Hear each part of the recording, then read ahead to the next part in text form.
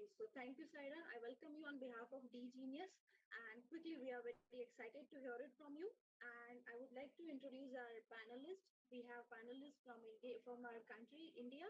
It is Dr. Praveen Gangadhar. Sir, I welcome you on behalf of D Genius, Dr. Pavitra Nagaraj, Dr. Shubh Jyoti Ghosh, and Dr. Kamudi. Thank you, everyone, for being here. Thank you for your kind support. And I welcome you on behalf of D Genius. Over to you. Thank you, Myra. Thank you for your words. We are happy to have Saira on board. So we'll start off. I think we'll start off with the first. You can start off with the experience with the diabetic alert dogs and what she wants to tell us, and probably we can take it from there. Hi, Saira. I'll be just asking a few questions. Can we start with what was your journey from your, the day when you were diagnosed with type 1 and when your children got diagnosed with type 1, the journey through that? Yeah, so I was diagnosed when I was close to 7 years old when I was living in Pakistan, actually. And it's been a while. And I then actually met my husband through our matching insulin pumps in our 20s. Much later. And then we have two daughters. My older daughter was diagnosed when she was 10 months old. And then our younger daughter, and I can get into this story a little bit later, was actually diagnosed with the help of our Diabetic Alert Dog when she was about 3 years old.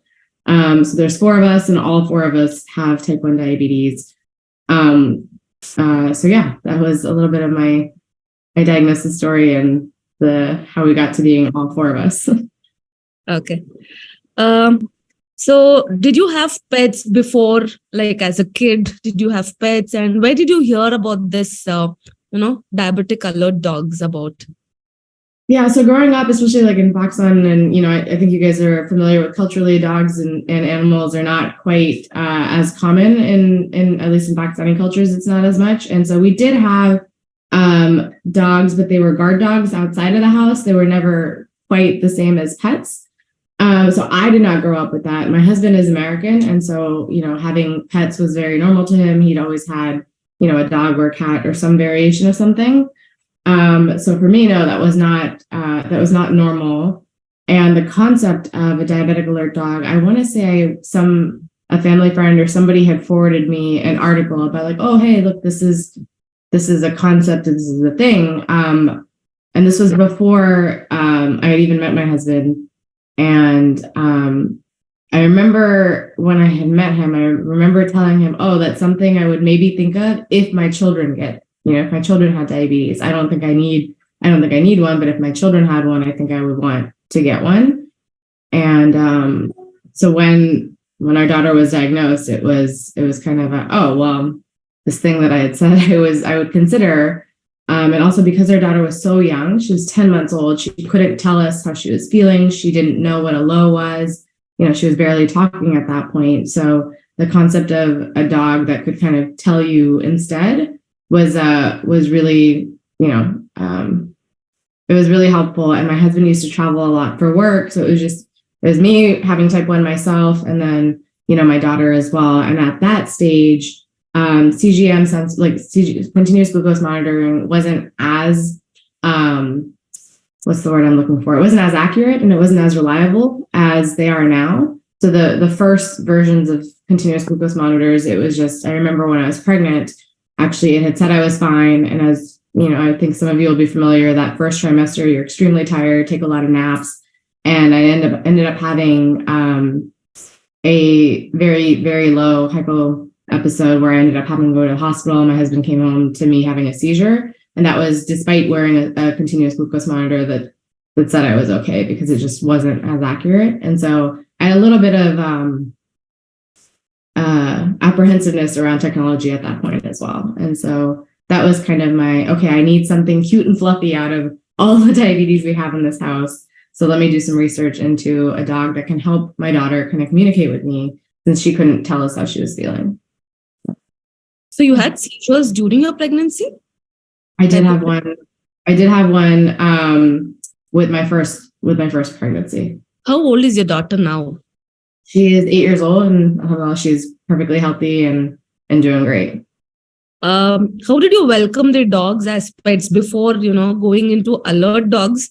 It's a new member to your family. So how did the kids take up the new member? To be honest, we didn't do the best timing because he joined our family about 2 weeks before my younger daughter was born. So we had a lot going on and a lot of transition. But we were just so excited because the process of getting a diabetic alert dog is actually a very long one. It's not that you get a puppy that you have to train and do all of those things. He was about 1.5 years old when we got him, maybe a little bit more, because they don't start training until about 6 months old.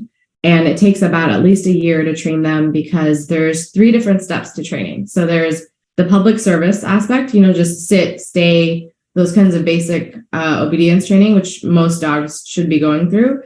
And then there is the public service aspect. So that's, for example, him being able to go outside, to be able to understand how to get into a door. For us, we asked for very specific training around being near children, since my daughter was so young and we knew we wanted more. Things like being able to walk with the stroller, being able to even go up escalators, or, those automatic doors in stores.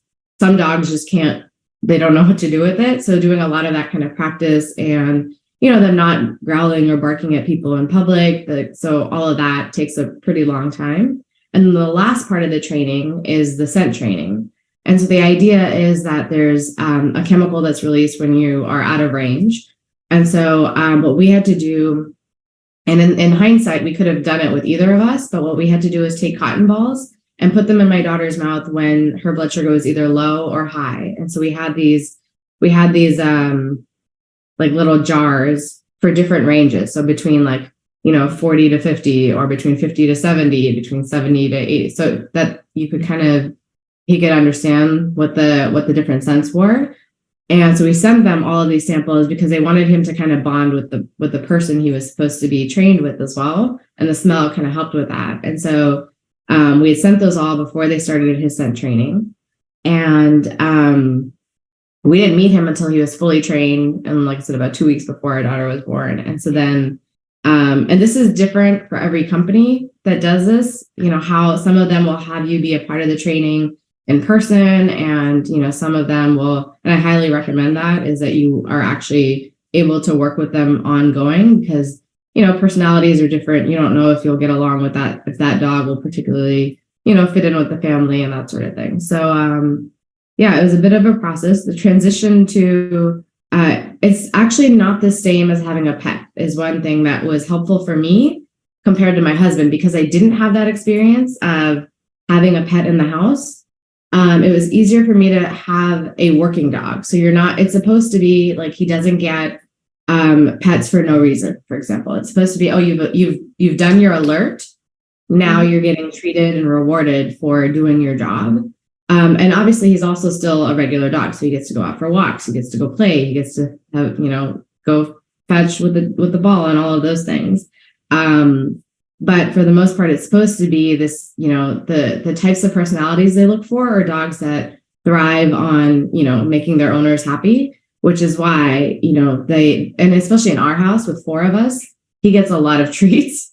And so that's where the concept comes in, is when he smells it, he alerts and he gets a treat. And to him, it's, oh, I did a good job. My owners are happy, so I'm happy. So that's kind of the whole workaround. So for me, it worked out not having experience with pets, because I was able to be a little more strict on not being so loving and so like, oh, come here, let me pet you, because that wasn't normal to me. Whereas for my husband, he just always wanted to pet him. With his family, they just always want to pet him, and we have to be like, no, you can't do that. He needs to earn the praise, which is very easy in this house. Like, there's always somebody out of range, so it's very easy for him to earn it. But whereas for me and for my family, it was very easy to kind of learn those new rules and differentiate. He's a working dog versus a pet. So, yeah.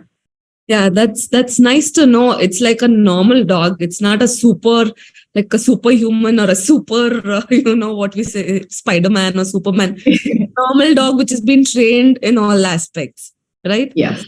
So what is the science behind this alert dog? Like, how does this work? I'm not going to pretend to fully understand the science. As far as I know, there is a chemical that is released And dogs have a very, hypersensitivity to smell. And so they can smell things we can't, is my understanding. And so I'm under the impression that the smell of a low is different than the smell of a high.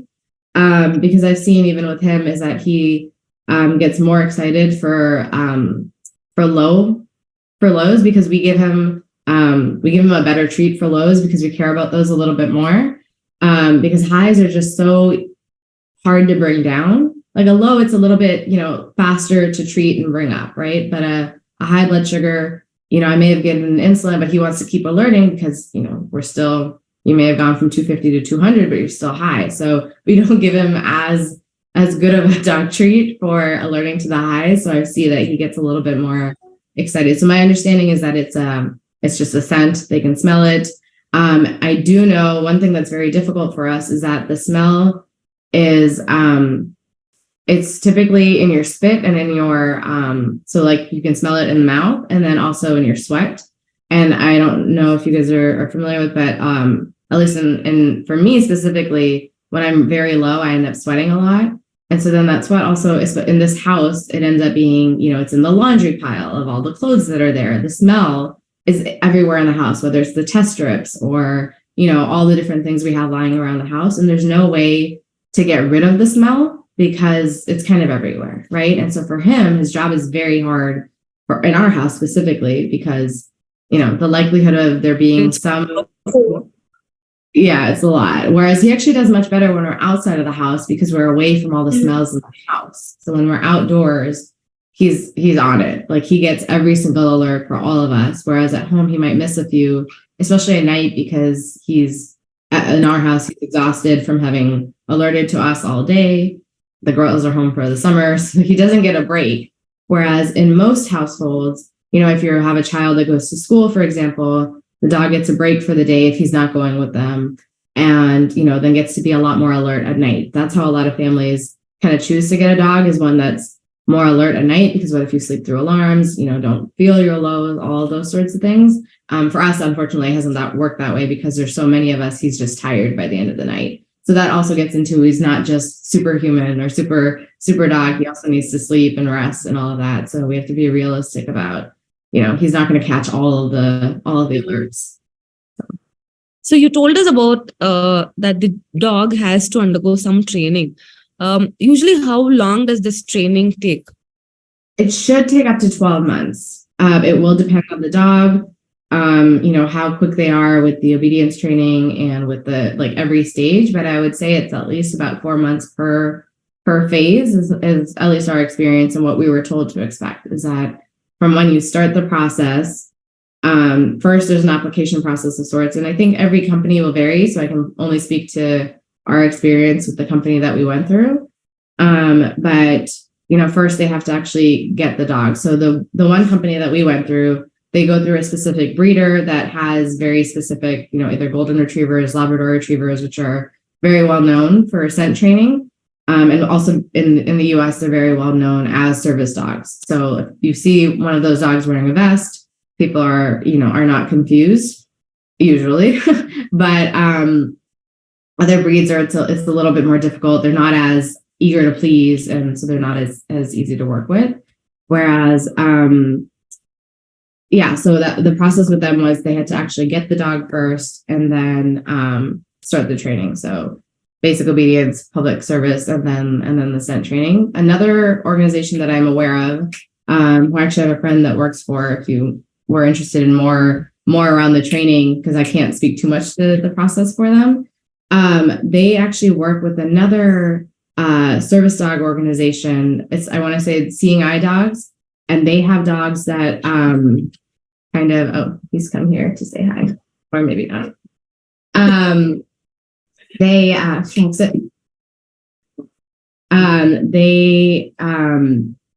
They work with dogs that have kind of been rejected as Seeing Eye Dogs because of something or the other. So for example, I was told that you can't have a Seeing Eye dog that has a stubby tail because you can't have anything that looks wrong with the dog. For somebody who's blind, they can't have anybody asking them like, oh, what's wrong with your dog, sir? Because you can't have the dog be distracting.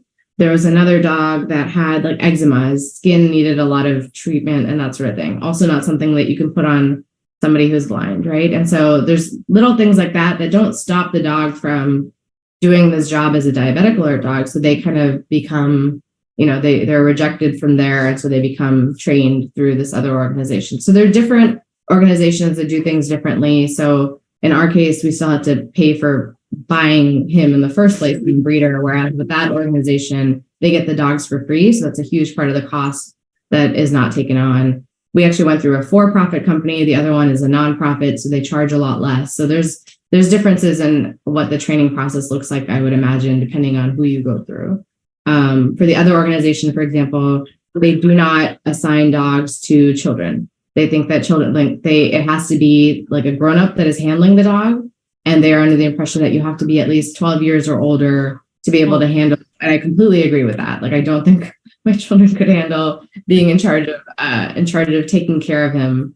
Whereas the company we went through, the way they talked about it was as if you could send the dog to school with the child, which I personally think is too much. That's a lot to ask of a school, of a child, of a teacher, to be responsible not just for a child with medical needs, but also to take care of their dog and take them out to the bathroom and all that kind of stuff. I think that's a lot.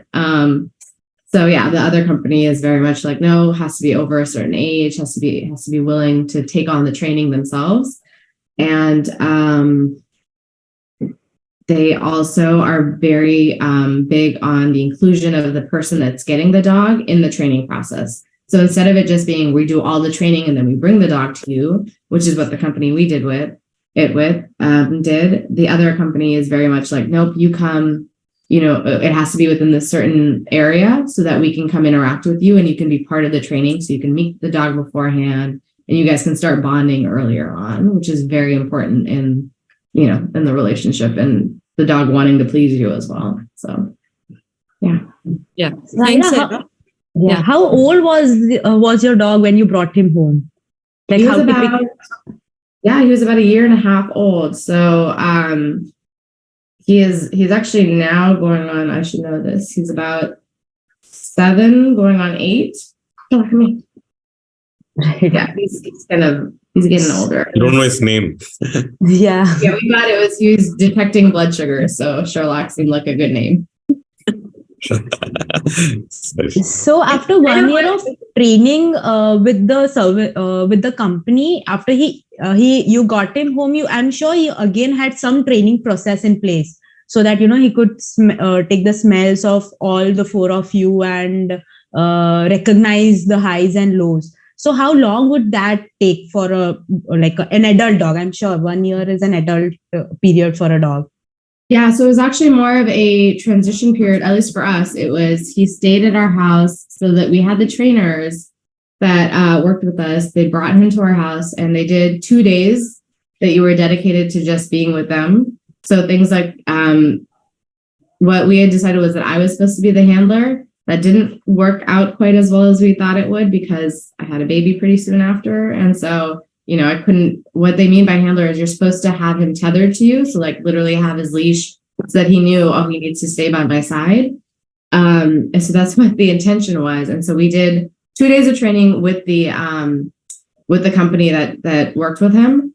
And so things like, they brought him home and showed us like, okay, this is what it looks like when he alerts. Here's how you should do it. Here's, when he does a successful alert because of an out of range number.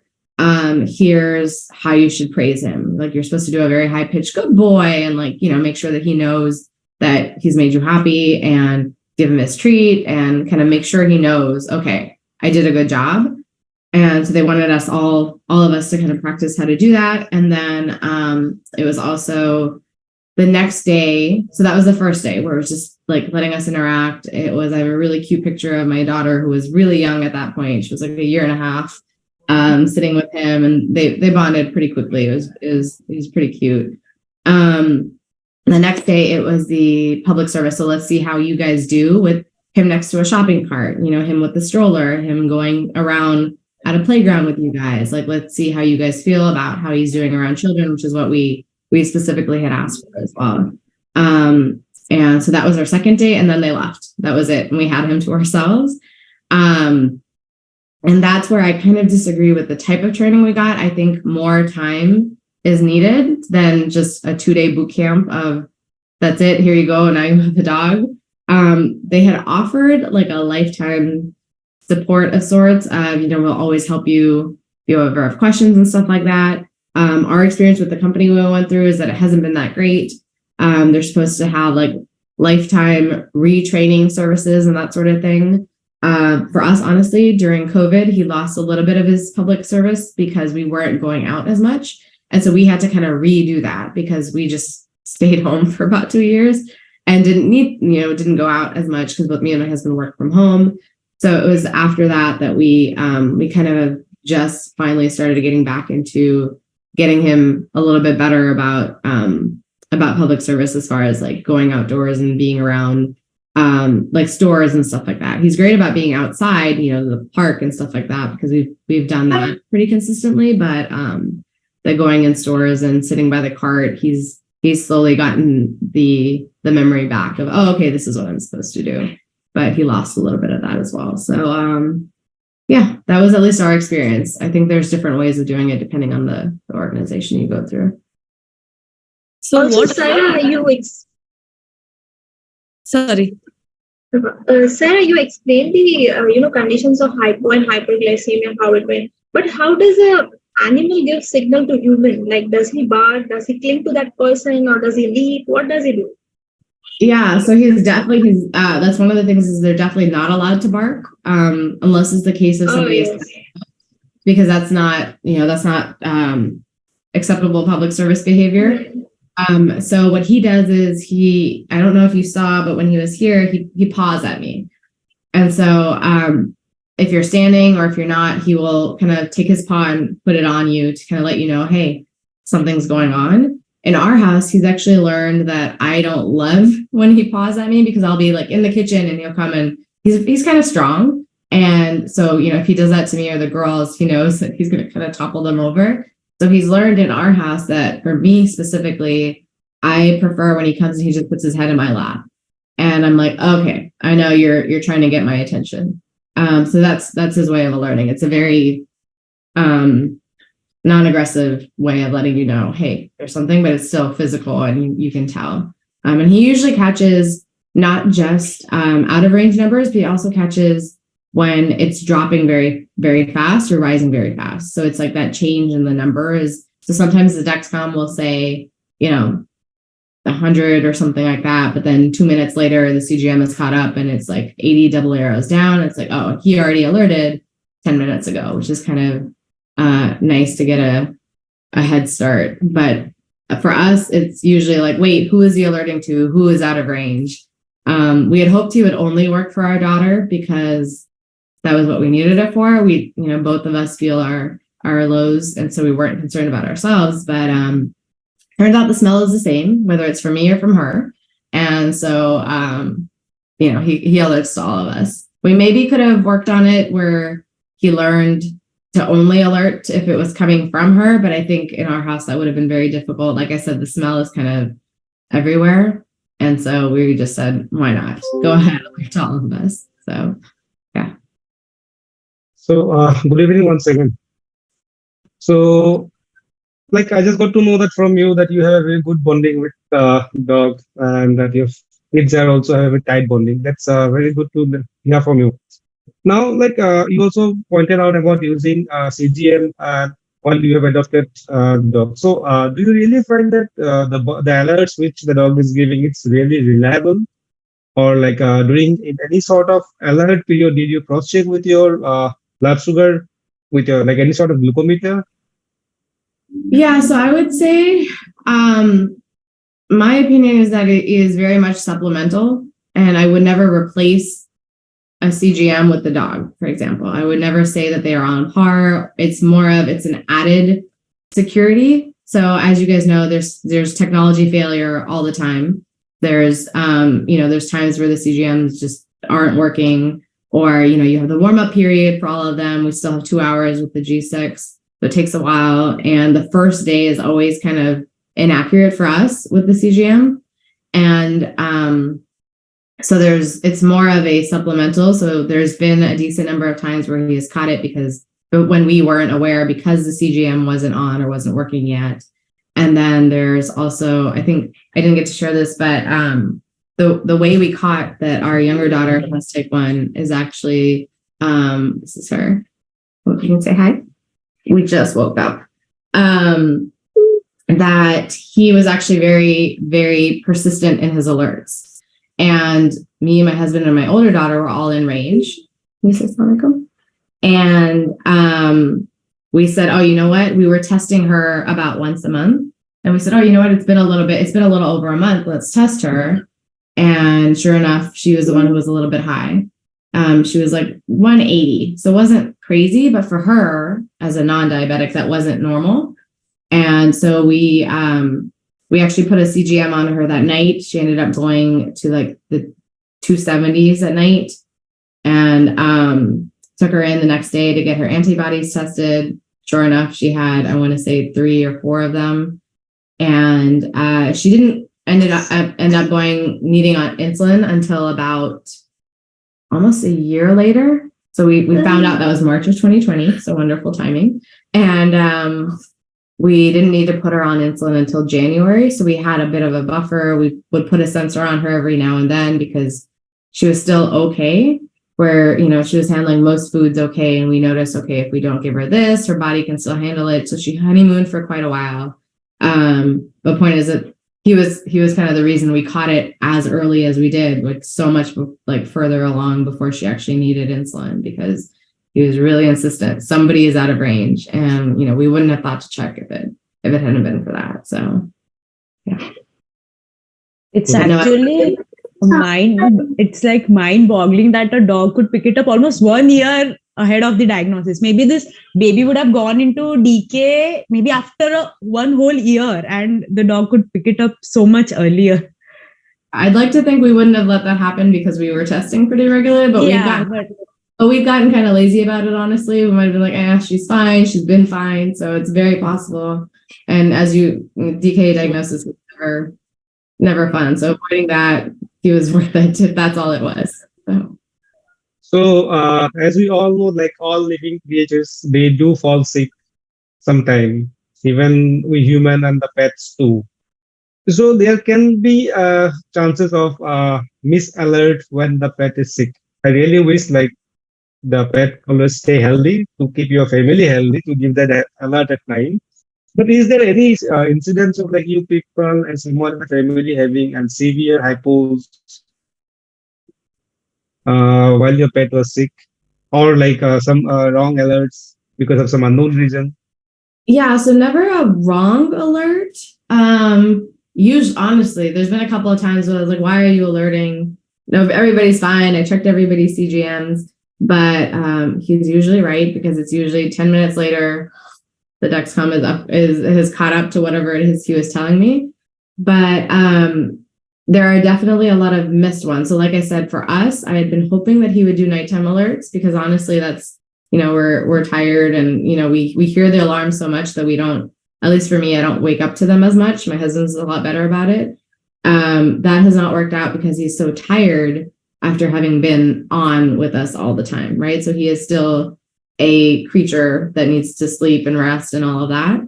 I know, so there's been a few times where we've traveled internationally and we've had him stay with a friend with type 1, where there's been just one person in the house. And apparently he works at night in other households, just not in ours, because he's not as tired, because there's just one person he's alerting to instead of 4 is my assumption. But yes, I do not assume that he is going to catch everything. Like, I do not expect him to be the one. That's where I mean by the supplemental, especially I think in our house, it's just very unique because there's so many of us. Having as much help as you can is super, is very helpful. But like I said, I would never replace a CGM with the dog or, rely on him altogether. I do think there are some unique use cases for, individuals who don't feel the hypos, for example, who could really use that added support of having a dog, especially if they care a lot about the night times, for example. Maybe they don't wake up from them and that sort of thing, where it can be helpful. Maybe you don't hear the alarms as much, or you need a physical reminder instead of a sound, right? So I think there's different unique use cases and where a dog can be extremely helpful.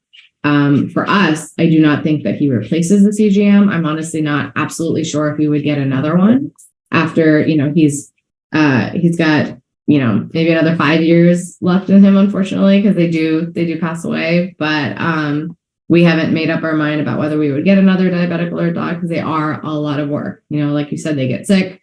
It is a full-time commitment to a whole another creature to take care of, to feed, to walk, to pick up their poop, to take them to the vet. They're expensive. It's a lot of work. So you have to be willing to take on all of the work of an entire creature to take care of. So it's not for everybody. And that's. So in another way, you are saying that you are raising one more extra kid with you, along with your own kids.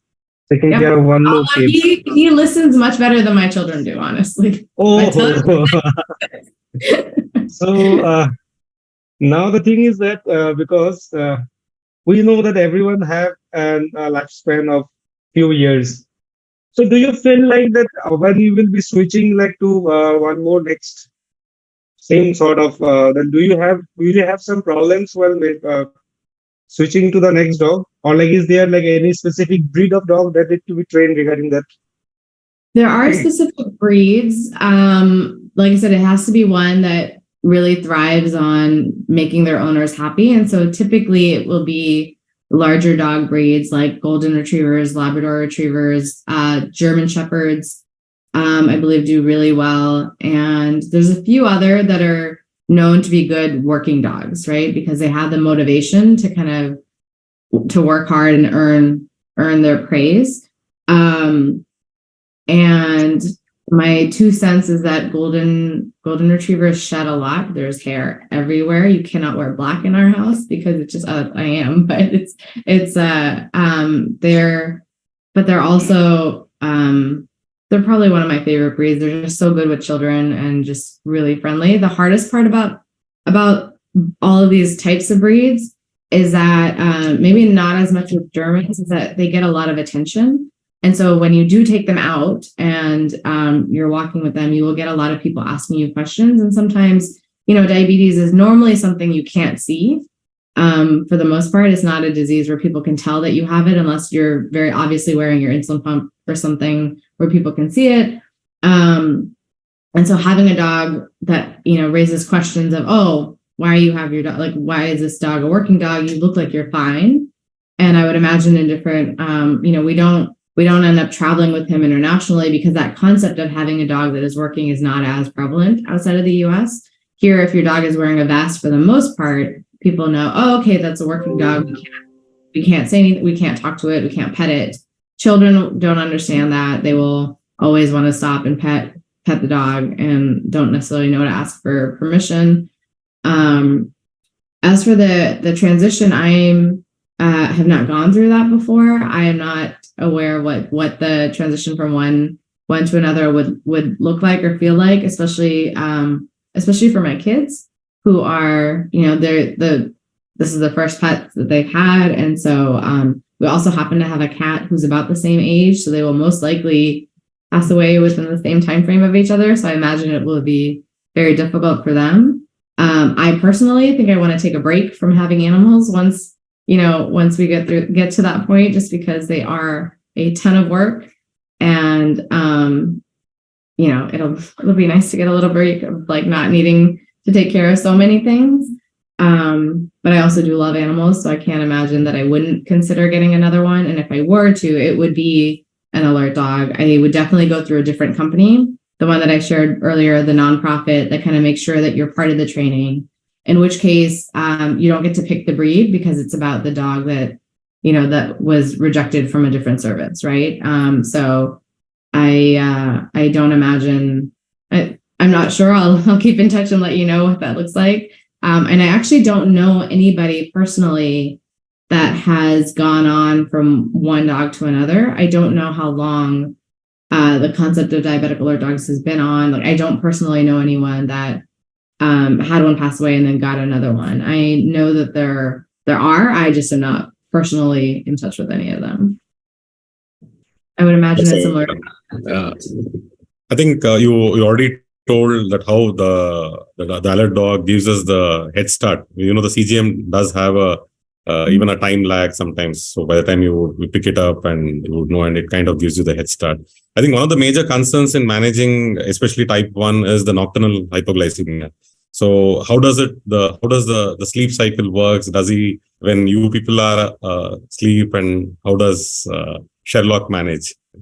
Yeah. So, like I said, in our house, it's different than I think a typical. So I'll give that caveat. Our entire story is different than most people's experiences, simply because there are so many of us. And so I actually would not recommend to most people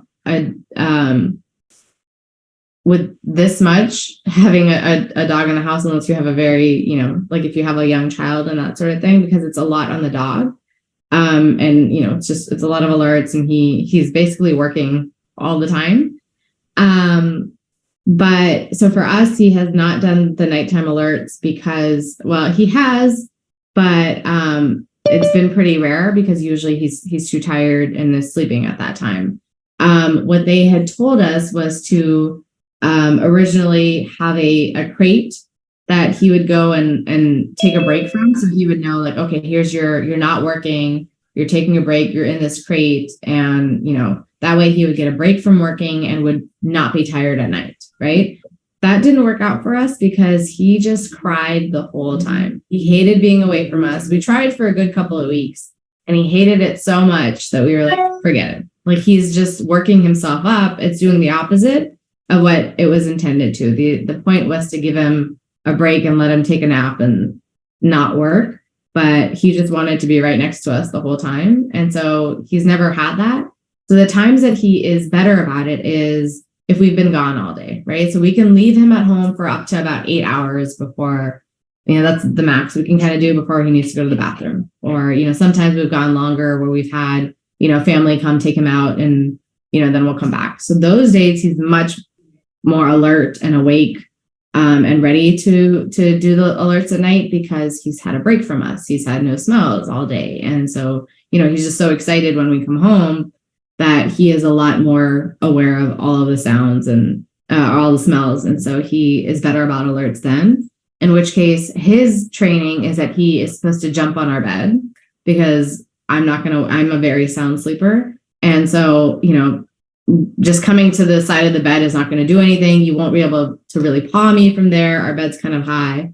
So he is trained to kind of jump on the bed. That way we'll wake up. And again, his training is also specifically to come to me and my husband, not the children, because they're going to be like, sure, like, let's play. Like, they don't know as much. They will give him treats every now and then. But he doesn't alert to them because he's kind of big. He's like an 80-pound dog and they're still like 30 and 40 pounds. And so pushing on them is not something we want him to do. So yeah, that's his nighttime routine for when he's not too tired. The more you said about they detect the hypos and the high level range also. Are they more accurate towards the lower range? Because again, with the higher range, we don't have a specific target. And are they more? I think they're more necessary when are they more specific when you detect the low values compared to the high values? I don't know if accurate is the right term I would use. He's definitely more agitated and aware of the lows and I will blame the fact that there's so many of us, and with little children, there's a lot more highs. And so the smell is just kind of always lingering. And I'd like to think we don't have as many lows in this house. So when they do come, he's more aware of them. And also, like I said, he gets the better treats for low treatments, for low alerts. And so I think it's more of that's how he was trained. He was trained to alert for that.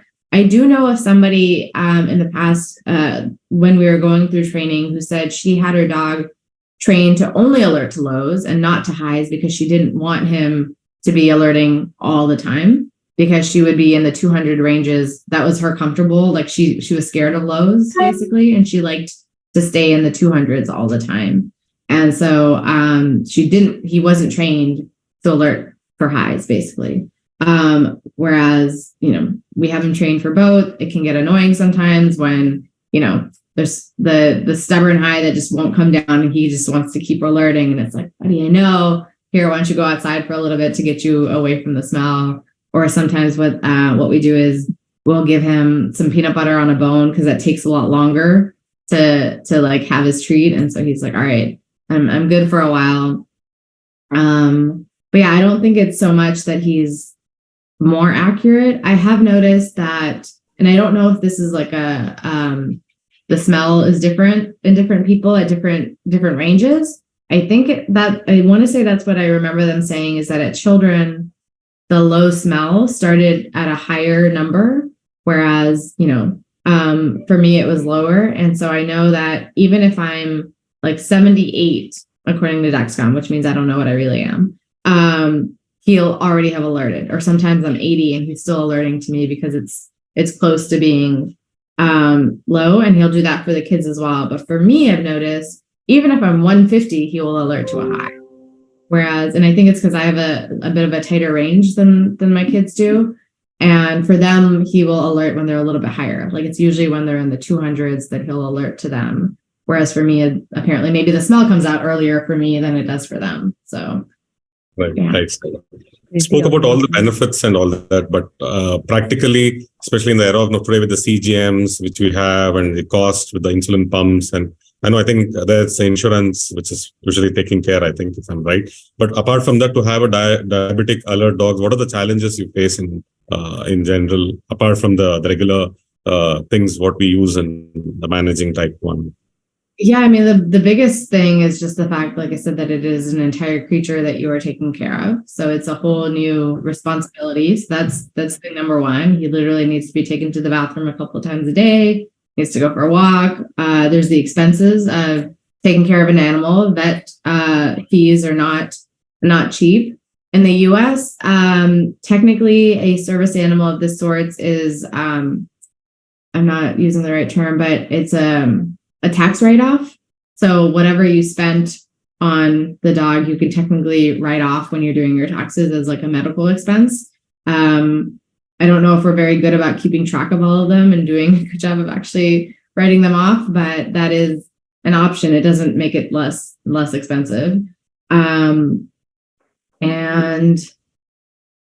I think those are, the two big things. It's also, honestly, if you're a family that likes to travel, and we do, are you taking him with you? Because that's a whole nother creature to take care of. We like to go on hikes a lot. And so he actually keeps up with us. But, we also have little kids. So it's like, okay, well, one of us has the dog and the other one gets 2 children then. So it's just, it's just an added being to be in charge of and take care of it. So I think that's the biggest thing is.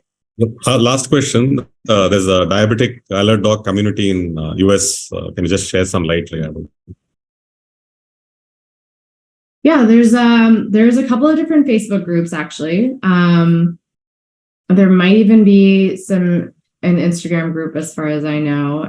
There's a couple of different organizations that do the training, and so I think I might even still have the spreadsheet that I had from when I was doing my research of like, okay, where do we go? So it's usually depending on where you live, is my understanding. It's like, there's an organization that's focused on training on the West Coast, so in California and maybe a few states close by.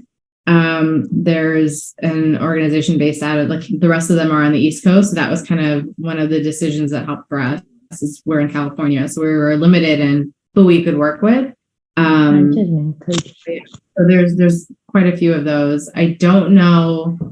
There's also individuals who will train. So not full organizations, but people who specifically work with dogs themselves. And there's also a couple of books that are supposed to teach you how to do it yourself, where it's like, if you want to train your dog, not to be a service dog, but just to be a diabetic alert dog, like, you just want to pet your dog, you train your dog. And I've heard of a couple of different friends that have shared that, their dogs just automatically picked up on it through the course of just, bonding with their owners and realizing, oh, okay, something's wrong. I smell something, and they would notice. And their versions of alerts would be different because they didn't go through training. But there are a couple of books that can teach you how to do that scent training and how to teach them to kind of help you if you have a pet anyway. So, yeah. Thank you. Saira, could you tell us, like, typically in today's US of A, how much would a dog like this cost you? Like, I mean, you got it around 8 years ago, but I'm sure the prices would have changed by now. So somebody in the US wants it. Yeah, I think it again it'll depend on the organization you go through. It can be anywhere from $2,000 to $15,000, depending on the organization you go through. And so I would highly, the for-profit ones are going to be a lot more expensive. And I think some of them, what I would caution anyone against is that some of them will try to make it seem too easy of like, oh, we're going to deliver the dog to you and we're going to do all this work. And yes, it'll work with children and yes, it'll do this. But in reality, that's kind of not how it works. It's going to be a grown-up that's taking care of the dog anyway. And I think those companies are the ones you should be a little bit more skeptical of. If they're like, oh, you don't have to do anything, we'll do all the work for you, right? I think that a dog, you're going to have a dog, you should be involved in the training. We didn't have to be, and I think that was not as good of an experience as we could have had with the transition and honestly his ongoing training. Maybe he would be better about nighttime alerts if we had somebody be a part of it with us earlier on, right? And so I would recommend working with an organization that doesn't do that doesn't promise to just bring a dog to your doorstep, and that you work with one that has you a lot more involved. I do have, if you're in the West Coast, I have one that I would recommend, but I think working with one, there's a couple of different reputable ones. There's two that I know of that I think are that I know people have used that are really good ones, but the cost is also going to vary. So I would be a little bit more skeptical of the really expensive ones that make it seem too easy. And I just have one question regarding this. Saira, I might be stupid asking you this. Does the medical insurance cover this in US? And also, do you have to insure your dog as well? You do have to you don't have to get health insurance for animals in the United States. I'd recommend it if you can, because a sick dog is very expensive because all the tests and all of that, it adds up. But my medical insurance does not cover it at all. There was another question you had in there that I had an answer to, but I completely forgot. Medical insurance. Yeah, so our insurance doesn't cover. Oh, you do need to get just every state requires like rabies vaccinations, and you need to have the dog not certified, but like you have to register it with the state so they know, okay, this house has a dog, and that's for the safety of like public health of, if your dog goes and bites somebody, they know, oh, this is their owner, and yes, he's had his rabies shot and that sort of thing. So that's more of the insurance that you're supposed to have for your dog, not so much the medical insurance. But no, as far as I know, no medical insurance will cover the cost of an alert dog. And I think some of that has to do with, like I said, there's so many different organizations that do this work. There is a certifying body that certifies this dog has gone through public service training, right? And so there's this, I forget the name of it, but you can search with he has a certificate that he wears when he goes out of the house that has like his certification number. And so, if you go somewhere and they ask you like, oh, is this really a service dog? Because in the US, there's a lot of people that have fake service dogs. There's a lot of people that'll just throw a vest on because they don't want to pay for their dog to go on a plane or something silly, right? There's a lot of that. And so people are skeptical sometimes of, oh, is he really a working dog, or are you just bringing your pet in here, right? And so there is this database of where you can search for the number that they give you. You can see who the handler is, who he was registered to, and all of that.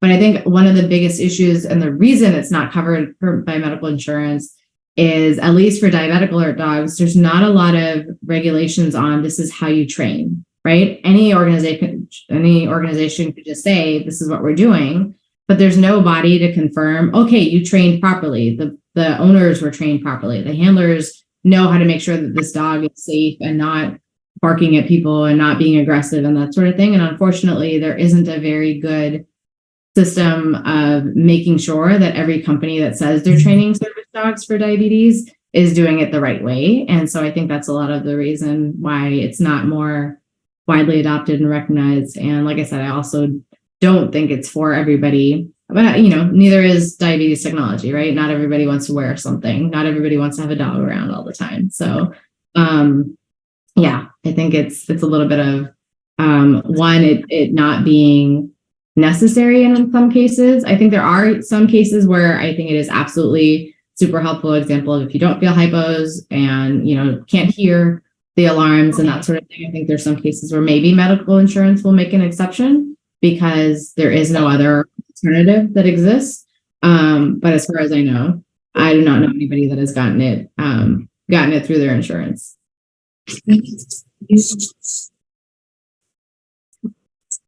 And Saira, Good evening, Banshi sir. hello Banshi sir, good evening. Hello, sir. Hello. Nice to meet you. Nice to see you after a long time. Sir is also in the US.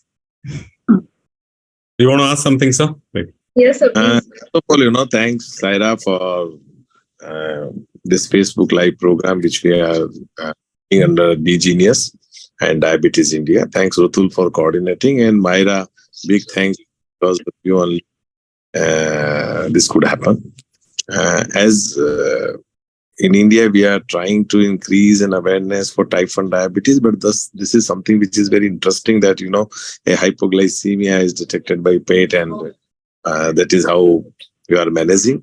I just wonder that why you are not on a 780G or the all of you, why not, worried of hypoglycemia, but not using the system which is available. Yes, just Yeah, so I had shared earlier, I'm not on 780G, but I am on, if you're familiar with the DIY loop system. So it is an automated insulin dosing system that everyone in our family. not automated insulin delivery. It is not AID. It is not automated insulin delivery. It is automated insulin dosing, So but now, what is the incidence of hypoglycemia? What time in range you are maintaining now? I would say time in range is above 80% for all of us. It's still, hypos are still a thing. As you know, all diabetes technology does not cure diabetes. Yes, I agree. But how many episodes of hypoglycemia do you get in a month time? Or are they severe enough, or is it just touching 54? Or is it between 54 to 72? How many times you get? And how many times does it go below 54 also in percentage of time, if I want to know more about it? Yeah, so it'll be it'll vary depending on which of us you look at. My husband has pretty much none. He's always been pretty good about, he's rarely has any hypo episodes. For myself, it will vary, I would say, depending on how regular I'm being about exercising, because my settings will need to be adjusted. If it's a week that I decided I was going to be good about exercising, then I might have 1 or 2 hypos during that week. But that's usually not in the 50s. It's usually closer to the 60s and the 70s at night, the night that I exercise. For the kids, it's a whole different matter because settings with growth spurts and the things that they're always changing. Did they do PE that day? Did they have a temper tantrum? There's so many variables for children. I would say, hypos are still a struggle. It varies between, are we struggling with a lot of highs or are we struggling with a lot of lows at this particular moment with this particular child? So like I said, no technology has ever been able to prevent or make things that much easier in our children. But they also have A1Cs in the 6s and they're doing pretty good as compared to, pre-insulin pump therapy where, they were, when my older daughter was diagnosed, I think her A1C was in the 7s or 8s. And so it's gone down significantly. For a while before we did automated insulin dosing, she was consistently in the 7s and was high a lot. And so I'm more proud of the fact that we've come down in how consistently high she was pre-automated insulin dosing. That is not something that a dog could necessarily. How old your kids? They are 6 and 8 years old now. They were both diagnosed. My older was 10 months when she was diagnosed, and my younger was 3 years old when she was diagnosed. I mean, when your older one was already diagnosed, the younger one, you were not worried that he may also have the type 1. So, were you part of this prevention trial for the monoclonal antibody, or was it diagnosed before that antibodies were done with the younger kids at least? Because, We did since last 5-6 years. Yeah, we did try to participate in TrialNet. They actually, because we already had the CGM on her, she didn't qualify for the study because they already knew, okay, we had already done the antibody testing. We'd already put a CGM on her. Most people before participating in TrialNet don't know all that information. We kind of had a disagreement. We knew more than most people when we went into it. No, but it is very difficult because the trial net was also there in India. Before 10 years, we were having 3 patients who were screened for it, and one of them to whom we could give it also. And recently, before some time, now Sanofi had partnered with the company, and probably this monoclonal antibody will be introduced in our country also. Tepzulaban, this is for prevention of type 1 diabetes. But we don't know that, in India, it's really difficult to screen for type 1. Even the siblings of type 1, will they be ready for screening? And once, if they are positive, we'll be able to give them injectable, this monoclonal antibody. Again, the data shows that it can prevent it for some years, not by some months, like maybe 24 to 36 months. The maximum data is showing like that. So we don't know.